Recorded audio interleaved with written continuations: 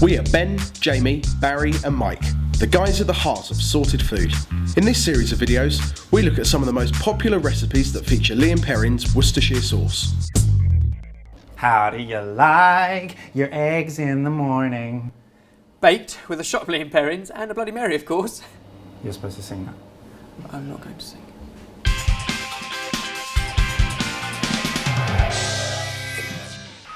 This one uses familiar brunch ingredients. We've got tomato, mushroom and bacon. We'll cook that off with some eggs and then serve it with a Bloody Mary cocktail. So that's tomato passata, vodka, celery salt and Lea Perrins Worcestershire sauce. So to begin with, I'm going to do the tomato. That needs a dice. I can do the vodka.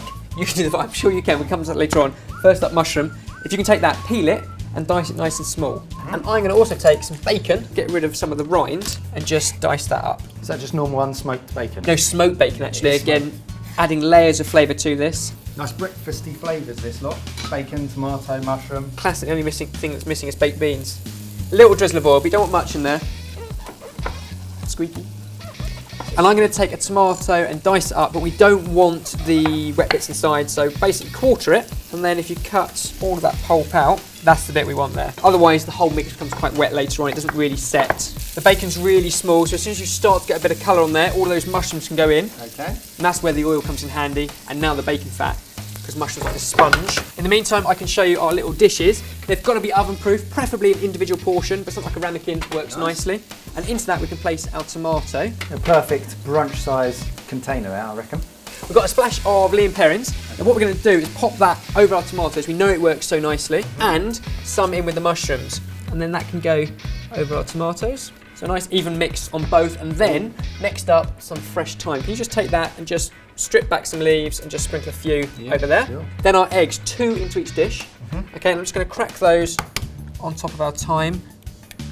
So they're going in raw, and then you heat them up? Then you bake them. And you can leave it just like that, or I think extra special, if it is the weekend, treat yourself, a little drizzle of double cream. Lovely. So what does that do? Just enriches it? Enriches it, super luxurious, absolutely delicious. And then a little pinch of salt, and they are ready to go into the oven. So if you can do that for us, Mike. I can. 180 degrees Celsius for 10 minutes. That should be enough to set the white, but hopefully sort of runny yolk. In the meantime, we can make a Bloody Mary to go with it. A classic cocktail. Doesn't need many ingredients, but it's a brilliant combination. Tomato passata. Okay.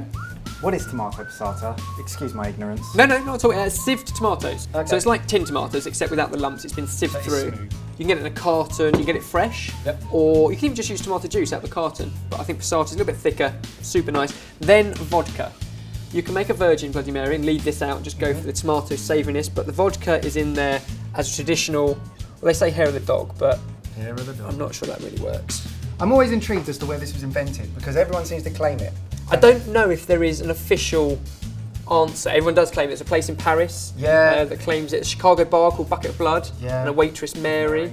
Yeah, Queen Mary. And her Bloody Rain. So who knows, but it's a great combination. And the celery salt I'm putting in now is a brilliant addition. Keeps it really savoury and cuts through that vodka, along with obviously the ingredient that's been there from the day that it was invented, generous splash of Lea Perrins.